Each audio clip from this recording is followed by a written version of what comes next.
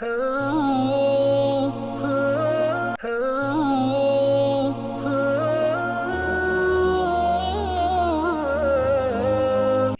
புனித மஸ்ஜிதுல் நபவியுடைய ஹுத்பாவி ஹத்தீப் அப்துல் முஹ்சின் பின் முஹம்மது அல் காசிம் ஹஃபிதஹுல்லாஹ் நிகழ்த்தியிருந்தார். ஹுத்பாவின் தலைப்பு இறை சிந்தனையை விட்டும் அல்லாஹ்வுடைய ஞாபகத்தை விட்டும் பராமுகமாக இருப்பது. அந்த பராமுகம் என்ற அந்த அந்த அந்த விடயத்தை விட்டு எவ்வாறு நாங்கள் எங்களை பாதுகாத்துக் கொள்வது என்பதாகும். அல்லாஹ்வை புகழ்ந்து ஸல்லல்லாஹு அலைஹி வஸல்லம் ஸலவாத்து ஸலாம் சொல்லி தக்வாவை வலியுறுத்திய பின்பு அல்லாஹ்வுடைய அடியார்களே, அல்லாஹ் தஆலா உலகத்துக்கு ரசூல்மார்களை அனுப்பினான் வழிகேட்டிலிருந்து நேர் வழியின் பக்கம் மக்களுக்கு வழிகாட்டுவதற்காக, இருளிலிருந்து வெளிச்சத்தின் பக்கம் வழிகாட்டுவதற்காக வேண்டி. யாரு நபிமார்களுக்கு பதிலளித்தார்கள் அவர்கள் ஹிதாயத்துடைய ஒளியை அடைந்து கொள்வார்கள். யார் பதிலளிக்கவில்லை அவர்கள் எப்போதும் மடமை பராமுகம் என்ற இருளிலே இருந்து கொண்டே இருப்பார்கள். மார்க்கம் மறுமையை விட்டும் பராமுகமாக இருப்பது என்பது கெடுதிகளின் அடிப்படையாகும். உள்ளத்துடைய நோய்களில் பயங்கரமான நோயாகும். அதன் மூலமாக மனிதன் இருளுலகத்துடைய நனவுகளை இழந்து விடுவான். இருளுலகத்துடைய இன்பத்தையும் அவன் இழந்து விடுவான். அல்லாஹ்வோடு செய்த ஒப்பந்தங்கள் முறிக்கப்படுவது அந்த பராமுகம் என்ற அந்த பாவத்தினூடாகத்தான். அல்லாஹு தஆலா மனிதர்களோடு ஒரு ஒப்பந்தம் செய்தான். அல்லாஹ் தான் ரப்பு, வணங்கப்படக்கூடியவன் அவன்தான் என்று அல்லாஹ் ஒப்பந்தம் செய்தான். யாருக்கும் எங்களுக்கு தெரியாது, நாங்கள் மறந்து விட்டோம் என்று காரணம் சொல்ல முடியாது. அல்லாஹ் குர்ஆன் சூரா அல்-அராஃப் 172 வசனத்தில் சொல்கிறான், உங்களுடைய ரப்பு அவர்கள் ஆதம் அலைஹிஸ்ஸலாத்துடைய முள்ளந்தண்டிலே இருக்கின்ற போது அவர்களுக்கு அல்லாஹ் அவர்களோடு ஒப்பந்தம் செய்து அவர்களை அல்லாஹ் சாட்சியாக நியமித்தான். என்ன ஒப்பந்தம் செய்தான்? நான் உங்களுடைய இறைச்சகன் அல்லவா? அப்போது எல்லோருமே சொன்னார்கள், ஆம், நீதான் எங்களுடைய இறைச்சகன் என்று பதிலளித்தார்கள். நாம் சாட்சி சொல்கிறோம், கியாமத்துடைய நாளையிலே நாங்கள் பராமுகமானவர்களாக இருந்தோம் என்று நீங்கள் சொல்லாமல் இருப்பதற்கு நாங்கள் உங்களுக்கு எதிராக சாட்சியாக இருக்கிறோம். சூரா அல்-அராஃப் 172 வசனம். யாருக்கும் நாங்கள் பராமுகமாக இருந்தோம் மறந்து விட்டோம் என்று சாட்டுப்போக்கு சொல்ல முடியாது. அல்லாஹு தஆலா குர்ஆனிலே மனிதர்களுடைய அந்த ஆதாரத்தை உடைப்பதற்காக வேண்டி அல்லாஹ் சொல்கிறான், இது ஒரு வேதமாகும், இதை நாங்கள் இறக்கியிருக்கிறோம், இது பரக்கத்துக்குரியதாகும், இதை நீங்கள் பின்பற்றுங்கள், அல்லாஹ்வை பயப்படுங்கள், உங்களுக்கு வெற்றி, அல்லாஹ்வோட ரஹ்மத் கிடைக்கும். இந்த வேதம் எங்களுக்கு முன்னால் வாழ்ந்த 2 கூட்டத்தார்களுக்கு தான் இது வேதம் அருளப்பட்டிருக்கிறது. யூத கிறிஸ்தவர்களுக்கு மாத்திரம் இந்த வேதம் கொடுக்கப்பட்டிருக்கிறது. அவர்கள் இவைகளை படிப்பதை விட்டும் நாங்கள் இந்த முன்னோர்களை பற்றி படிப்பதை விட்டும் நாங்கள் பராமுகமானவர்களாக இருந்தோம் என்று உங்களால் சொல்ல முடியாது என்று அல்லாஹ் குர்ஆனிலே சூரா அல்-அன்ஆம் 155 156 வசனங்களில் அல்லாஹ் குறிப்பிடுகிறார். அல்லாஹு தஆலா ரசூல் ஸல்லல்லாஹு அலைஹி வஸல்லம் அவர்களை அல்லாஹ் நீங்கள் பராமுகமானவர்களோடு மறதியார்களோடு நீங்கள் சேரக்கூடாது சூரா அல்-அராஃப் 205 வசனம் தடுக்கின்றான். நபி ஸல்லல்லாஹு அலைஹி வஸல்லம் அல்லாஹ் இடத்திலே பாதுகாப்பு தேவை. யா அல்லாஹ், பலகீனம், சோம்பல், கஞ்சத்தனம், முதுமை, அதே போன்று கல்லஞ்சம், அதே போன்று பராமுகம் என்ற அந்த நோயை விட்டு எங்களை பாதுகாத்து விடுவாயாக. இப்னு ஹிப்பான் இந்த ஹதீஸ் பதிவு செய்யப்பட்டிருக்கிறது. அல்லாஹு தஆலா ரசூல் ஸல்லல்லாஹு அலைஹி வஸல்லம் அவர்களுக்கு கட்டளையிட்டான், மக்கள் கை சேதப்படுவதை விட்டும், நாங்கள் உலகத்திலே பராமுகமாக இருந்து மறுமையில் கை சேதப்படுவதை விட்டும் மக்களுக்கு எச்சரிக்கை செய்யுமாறு நபி ஸல்லல்லாஹு அலைஹி வஸல்லம் அவர்களை அல்லாஹ் பணித்தான். நபியை, நீங்கள் மக்களுக்கு எச்சரிக்கை செய்யுங்கள் அந்த கியாமத்துடைய நாளை பற்றி. அது நாள் எப்படி கை சேதமடையக்கூடிய நாளாகும். அந்த நாளில் அல்லாஹ்வுடைய முடிவு செய்யப்படக்கூடிய அந்த நாளில், கை சேதப்படக்கூடிய அந்த நாளில் மக்கள் கை செய்தப்படக்கூடாது என்பதற்காக மக்களுக்கு நீங்கள் எச்சரிக்கை செய்யுங்கள், அவர்கள் பராமுகமானவர்களாக இருக்கும் நிலைமையில். சூரா மரியம் 39 வசனம். அதே போன்று அல்லாஹு தஆலா கியாமத்துடைய நாள் நெருங்கிவிட்டது, கேள்வி கணக்கு கேட்கப்படக்கூடிய நாள் நெருங்கிவிட்டது, மக்கள் பராமுகத்தை விட்டும் விழிப்புணர்வு அடைய வேண்டும் என்பதற்காக அல்லாஹ் சொல்கிறான். எப்படி? சூரா அல்-அன்பியா 1 வசனம். மனிதர்கள் கேள்வி கணக்கு கேட்கப்படக்கூடிய நாள் நெருங்கிவிட்டது, அவர்களுமோ பராமுகமானவர்களாக இருக்கும் நிலைமையில். யார் இந்த உலகத்தில் வெளிரங்கங்களை வைத்து செயல்படுகிறார்களோ, மறுமையை மறந்து வாழ்கிறார்களோ, அவர்கள் அல்லாஹ் குர்ஆனிலே பழித்து பேசுகின்றான். அல்லாஹ் குர்ஆனில் என்ன சொல்கிறான்? நபியே, அவர்களுடைய முன்னோர்கள் என்ன விடயத்தை கொண்டு எச்சரிக்கப்பட்டார்களோ அதே விடயத்தை நீங்கள் அவர்களுக்கும் சொல்லி எச்சரிக்க வேண்டும் என்பதற்காக உங்களை நாங்கள் அனுப்பியிருக்கிறோம். அவர்கள் பராமுகமானவர்களாக இருக்கும் நிலைமை. சூரா யாசின் 6 வசனம். எனவே அதிகமான மனிதர்கள் அல்லாஹ்வுடைய அத்தாட்சியை விட்டு பராமுகமானவர்களாக இருக்கிறார்கள் என்பதை அல்லாஹ் அந்த வசனத்தினூடாக குறிப்பிடுகின்றார். அதே போன்று ஏன் இந்த பராமுகம் என்ற மறுமை சிந்தனை அற்ற ஒரு மனிதன் வாழ்வது, பாவங்களை செய்து கொண்டு நன்மைகள் செய்யாமல் வாழ்வதற்கான காரணம் என்ன தெரியுமா? முதலாவது காரணம், உலகத்தை அளவு கடந்து நேசிப்பது. உலகம்தான் எனது நோக்கம் என்று உலகம்தான் எனது இலக்கு என்று வாழ்வது. உலகத்துடைய ஆசாபாசங்களுக்கு மறுமையை விட முன்னுரிமை கொடுப்பது. இவைகள் மூலமாக உள்ளத்தில் கஃப்லத் என்ற நோய் ஏற்பட்டுவிடும். சில அறிஞர்கள் சொல்வார்கள், யார் இந்த உலகத்தை படிப்பினை நோக்கமில்லாமல் பார்ப்பார்களோ அவருடைய உள்ளத்தில் இருக்கின்ற அகப்பார்வை இல்லாமல் போய்விடும், உள்ளம் இருளாகிவிடும். இரண்டாவது காரணம், குர்ஆன் திலாவத்தை ஓதாமல் இருப்பது, அல்லாஹ்வை திக்ர் செய்யாமல் இருப்பது.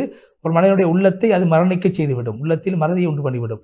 நபி ஸல்லல்லாஹு அலைஹி வஸல்லம் சொன்னார்கள், அல்லாஹ்வை ஞாபகம் செய்யக்கூடியவருக்கும் அல்லாஹ்வை ஞாபகம் செய்யாதவருக்கும் இடையில் இருக்கக்கூடிய உதாரணம் என்னவென்றால், அல்லாஹ்வை ஞாபகம் செய்யக்கூடியவர் உயிருள்ளவரைப் போலவும் அல்லாஹ்வை ஞாபகம் செய்யாதவர் மரணித்தவரை போன்றாகும். புகாரில் இந்த ஹதீஸ் பதிவு செய்யப்பட்டிருக்கிறது.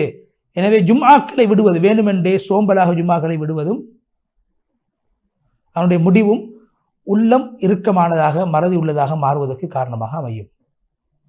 அதே போன்று பாவிகளோடு சேர்ந்து வாழ்வது, அல்லாஹ்வுடைய சிந்தனையற்றவர்களோடு வாழ்வது, அதுவும் உள்ளத்தில் மறதி ஏற்படுவதற்கு காரணமாக அமைந்துவிடும். நபி ஸல்லல்லாஹு அலைஹி வஸல்லம் அவர்களை பார்த்து அல்லாஹ் சொல்கிறான், நபியே, யாருடைய உள்ளத்தை நாங்கள் எங்களுடைய சிந்தனையை விட்டு பராமுகமாக ஆக்கி வைத்திருக்கிறோம் அவர்களுக்கு நீங்கள் கட்டுப்படக்கூடாது. சூரா அல் கஹஃப் 28வது வசனம். அதே போன்று ஏமாற்றங்களில் உள்ள ஒரு விடயம் என்னவென்றால், ஒரு மனிதன் பாவங்களை செய்துவிட்டு அவர் அல்லாஹ் எனக்கு இப்படி உபகாரம் செய்திருக்கிறான், அவ்வளோ பாவம் செய்த உபகாரம் செய்திருக்கிறான் என்று தன்னை கருதுவது இருக்கிறதே, இது ஒரு ஏமாற்றத்துடைய அடையாளமாகும். என்னுடைய பாவங்கள்லாம் மன்னிக்கப்பட்டு விட்டது தானே, அல்லாஹ் எனக்கு இப்படி செய்கிறான் தானே என்று வாழ்வது, இது ஏமாற்றத்தின் அடையாளம். சில உடல் ஆரோக்கியம், அல்லாஹ் தனக்கு கொடுத்த செல்வத்தை அவர் பார்த்து நினைப்பார், அல்லாஹ் என்னை தண்டிக்க மாட்டான் என்று. ஆனால் அவருக்கு தெரியாது, அவர் பராமுகமாக இருப்பது, இந்த உலகத்தில் எதை கொண்டு அவர் தண்டிக்கப்பட்டு கொண்டிருக்கிறாரோ அதை விட்டு அவர் பராமுகமாக இருப்பதே உலகத்தில் அவருக்கு கொடுக்கப்படுகின்ற மிக பயங்கரமான தண்டனையாகும். பராமுகத்தை விட்டு நீங்குவது அது கண்ணியமான ஒரு விடயமாகும். பராமுகம் என்பது சில போது தக்வாதாரிகளுக்கும் ஏற்படும். தக்வாதாரிகள் கூட சில நேரத்தில் மறதியாக சில விடயத்தை செய்து விடுவார்கள், சில தப்புக்களை செய்து விடுவார்கள். ஆனால் உடனே அவர்களுக்கும் அந்த பராமுகம் நீங்கி அல்லாஹ்வுடைய சிந்தனை வர வேண்டும். அல்லாஹ் குர்ஆனில் சொல்ல, சூரா அல் அராஃப், யார் தக்வாதாரிகளாக இருக்கிறார்கள் அவர்களுக்கு சைத்தானுடைய தூண்டுதல்கள் ஏற்பட்டால் உடனே அல்லாஹ்வை ஞாபகம் செய்து கொள்வார்கள், உடனே விழிப்புணர்வு பெறுவார்கள், விழித்துக் கொள்வார்கள். நலவுகளுக்கான அடையாளம் என்று தெரியுமா, ஆரம்பம் என்று தெரியுமா, அந்த கஃப்லத் என்ற நோயை விட்டு நீங்கி இருப்பதாகும். அது எப்படி உண்டாகும்? அல்லாஹ்வுக்கு கட்டுப்படுவதை கொண்டு, அல்லாஹ்வுடைய ரசூலுக்கு கட்டுப்படுவதை கொண்டுதான் அந்த யக்லத் என்ற அந்த விழிப்புணர்வு மனித உள்ளத்தில் ஏற்படும். அல்லாஹ் குர்ஆனில் சொல்கிறார், ஈமான் கொண்டவர் அல்லாஹ்வுக்கும் அல்லாஹ்வுடைய ரசூலுக்கு நீங்கள் கட்டுப்படுங்கள், அவர்கள் உங்களை அழைக்கின்ற போது, சூரா அல் அன்ஃபால் 24வது வசனம். அதே போன்று அந்த கஃப்லத் என்ற நோயை விட்டு மனிதனை பாதுகாக்கக்கூடியது குர்ஆனை அதிகமாக நாங்கள் ஓதுவது. அல்லாஹ் குர்ஆனில் சொல்கிறார், இந்த வேதம் மனிதர்களுக்கு தெளிவு காட்டக்கூடிய மனிதர்களுக்கு தெளிவுக்காகவும் நேர்வழிக்காகவும் தக்வாதார்களுக்கு படிப்பினைக்காகவும் இந்த வேதம் அருளப்பட்டிருக்கிறது. சூரா ஆல இம்ரான் 138வது வசனம். 5 நேர தொழுகைகளை அதாவது சரியாக பேணுதலாக தொழுது வருவது பராமுகம் என்ற மறதி என்ற நோயை விட்டு ஒரு மனிதனை பாதுகாக்கும். நபி ஸல்லல்லாஹு அலைஹி வஸல்லம், யார் 5 நேர தொழுகையை பேணுதலாக தொழுது வருவார்களோ அவர்கள் பராமுகமானவர்கள், மறதியாளர்களில் எழுதப்பட மாட்டார்கள். இப்னு ஹுதைமாவில் இந்த ஹதீஸ் பதிவு செய்யப்பட்டிருக்கிறது. அதே போன்று குர்ஆனில் இருக்கக்கூடிய 10 ஆயத்துக்களை இரவில் ஓதி தொழுவது ஒரு மனிதனை பராமுகத்தை விட்டு பாதுகாக்கும். நபி ஸல்லல்லாஹு அலைஹி வஸல்லம், யார் 10 ஆயத்துக்களை ஓதி, குர்ஆனுடைய ஏதாவது ஒரு பகுதியில் 10 ஆயத்துக்களை ஓதி இரவில் வழங்குவார்களோ அவர்கள் ஒருபோதும் மறதியாளர்களில் கருதப்பட மாட்டார்கள். குர்ஆனுடைய சஃபைகள், சுன்னாவுடைய சஃபைகள், இல்முடைய மஜ்லிஸுகள் மனித உள்ளத்தில் இருக்கக்கூடிய அந்த பராமுகம் என்ற நோயை போக்கிவிடும். இப்னு கய்யிம் ரஹ்மத்துல்லாஹி சொன்னார்கள், திக்ருடைய சஃபைகள் மலக்குமாருடைய சஃபைகளாகும், வீரான சஃபைகள் ஷைத்தானுடைய சஃபைகளாகும். எனவே அடியான் அவருக்கு எந்த சஃபை விருப்பமோ அந்த சஃபையை தெரிவு செய்து கொள்ளட்டும்.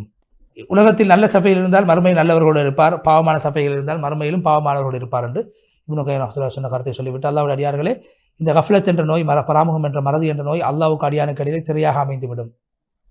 திக்ர் என்பது அந்த திரையை நீக்கிவிடும், ஷைத்தானை துரத்திவிடும். அல்லாஹ் குர்ஆனில் சொல்கிறான், நபியே, நீங்கள் உங்களுடைய மனதால் அல்லாஹ்வை ஞாபகம் செய்யுங்கள், அல்லாஹ்வை பயந்ததற்காக வேண்டி சத்தம் போடக்கூடாது, காலையிலும் மாலையில் அல்லாஹ்வை ஞாபகம் செய்யுங்கள், உள்ளத்தால் பராமுகமானவர்கள் ஆகிவிடக் வேண்டாம். சூரா அல் அராஃப் 205வது வசனம்.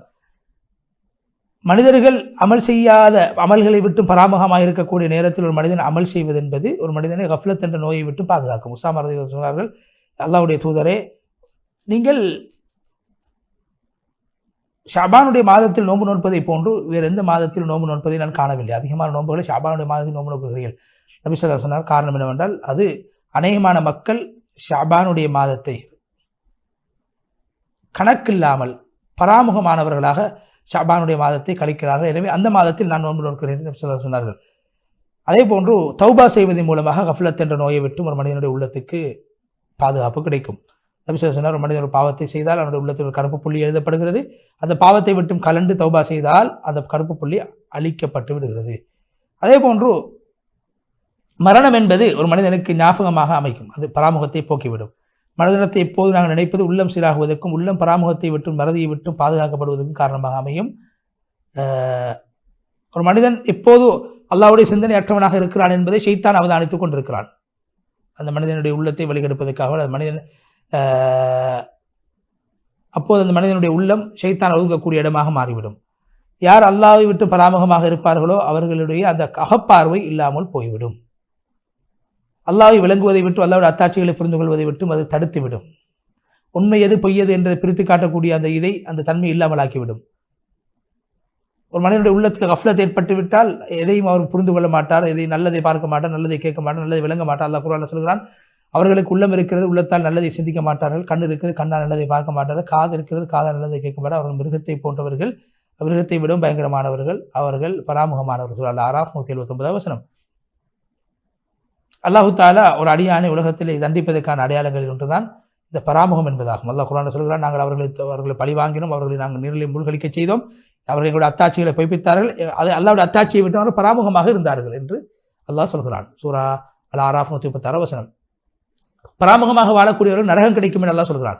யாரு எங்களுடைய மறுமையுடைய வாழ்வை ஆசை வைக்காமல் உலகத்தை பொருந்திக் கொண்டு உலகத்தின் தான் நோக்கம் என்று வாழ்வார்களோ, எங்களுடைய அத்தாட்சிகளை விட்டும் அதாவது எங்களுடைய அத்தாட்சிகளை விட்டும் சிந்தனையற்றவர்களாக இருப்பார்களோ, பராமுகமாக இருப்பார்களோ, அவர் ஒதுக்கக்கூடிய இடம் நரகம்தான் என்று அல்லாஹ் சூரா யூனுஸ் 7-8 வசனங்களை சொல்கிறான். கியாமத்துடைய நாளையில் ஒரு மனிதன் உள்ளத்தில் இருக்கக்கூடிய அந்த கஃப்லத் என்ற அந்த பராமுகத்துடைய திரை நீக்கப்பட்டுவிடும். அப்போது அவர்கள் சிந்திக்காத காணாத விடயங்களை எல்லாம் காண்பார்கள். அல்லாஹ் சொல்கிறான், இதற்கு முன்னால் நீங்கள் பராமுகமாக இருந்தீர்கள், இன்று உங்களுக்கு எல்லாவற்றும் உங்களுடைய திரையை நாங்கள் போக்கிவிட்டோம், இப்போது உங்களுடைய பார்வை அது கூர்மையாக இருக்கிறது. சூரா காஃப் 22 வசனம்.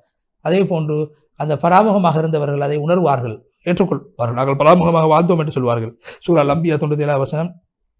அல்லாஹ்வுடைய வாக்குறுதி நெருங்கிவிட்டது, அது அந்த நேரத்தில் அவருடைய பார்வை அது பூமியை நோக்கியதாக இருக்கும். சொல்வார்கள், யா அல்லாஹ், இதற்கு முன்னால் நாங்கள் பராமுகமாக இருந்தோம் என்று சொல்வார்கள். அவர்கள் நரகத்துக்கு சென்று விட்டாலும் அந்த கை சேதத்தை வெளிப்படுத்துகின்ற போது கூட அவர்கள் நாங்கள் உலகத்தில் பராமுகமாக இருந்த காரணத்தினால் தானே நரகத்துக்கு வந்தோம் என்று சொல்வார்கள். நாங்கள் நல்லதை கேட்டால், நல்லதை விளங்கினால் ஒருபோதும் நாங்கள் நரகவாதிகளாக ஆகியிருக்க மாட்டோம் என்ற சூரா முல்குடைய 10வது வசனத்தை கத்துபர் ஓதி காட்டினார்கள். அதே போன்று அல்லாஹ்வுடைய அடியார்களே, பராமுகமானவர்களை அல்லாஹ் பார்த்து கொண்டிருக்கிறான், அவர் நினைத்து விடக்கூடாது. அல்லாஹ் சொல்றான், நீங்கள் செய்வதை விட்டு நான் பராமுகமாக இருக்கிறேன் என்று கருதுகிறீர்கள். சூரா ஹூத் 123 வசனம். கெடுதிகளுடைய அடிப்படை பராமுகம், அதே போன்று மனோ இச்சைகள். அல்லாஹ்வை விளங்காமல் இருப்பது, மறுமையை விளங்காமல் இருப்பது, மறுமையை விட்டு பராமுகமாக இருப்பது ஒரு மனிதனுக்கு நலவுடைய கதவை அடைத்துவிடும். பேராசை என்பது கெடுதிகளுடைய கதவை திறந்துவிடும். எப்போது மனிதனுடைய உள்ளம் அல்லாஹ்வை விட்டும் தூரமாக இருக்குமோ அப்போது அவனுடைய நேரங்கள் வீணாக கழிந்துவிடும், நேரங்கள் வேகமாக சென்றுவிடும். அல்லாஹ் எப்போது நெருங்குவாரோ அப்போது அவரை விட்டும் கெடுதிகள் சென்றுவிடும். அல்லாஹ் விட்டும் தூரமாக கூடிய பல நிலைமைகள் இருக்கின்றன. அவையில் பயங்கரமான ஒன்றுதான், அது மிக பயங்கரமானதான் இந்த கஃப்லத் என்ற பராமுகமாகும். பாவம் என்ற கெடுதியை விட்டு ஒரு மனிதன் பாதுகாக்கப்பட வேண்டுமாக இருந்தால் கஃப்லத் என்ற நோயை விட்டும் தான் விடுபட வேண்டும். அல்லாஹ் தஆலா குர்ஆனில் சொல்கிறான், அல்லாஹ்வின் பக்கம் நீங்கள் நெருங்குங்கள், நான் உங்களுக்கு எச்சரிக்கக்கூடியவனாகவும் தெளிவுபடுத்தக்கூடியவனாகவும் தெளிவான எச்சரிக்கக்கூடியவனாக நான் இருக்கிறேன். சூரா தாரியாத் 50வது வசனம். அந்த ஓதிவிட்டு ஹுத்பாவுடைய முதல் பகுதியை விட்டு ஹத்தீப் அப்துல் மஹ்சன் காசிம் அவர்கள் விடைபெற்று சென்று ஹுத்பாவுடைய 2வது பகுதியில் அல்லாஹ்வை புகழ்ந்து நபி ஸல்லல்லாஹு அலைஹி வஸல்லம் அவர்கள் மீது ஸலவாத் ஸலாம் சொல்லி அல்லாஹ் தக்வாவை வலியுறுத்தி, அல்லாஹ்வுடைய அடியார்களே, ஷைத்தான் ஒரு மனிதனிடத்தில் நெருங்குவது பராமுகம், பேராசை, கோபம் என்ற பாவங்களை வைத்துத்தான்.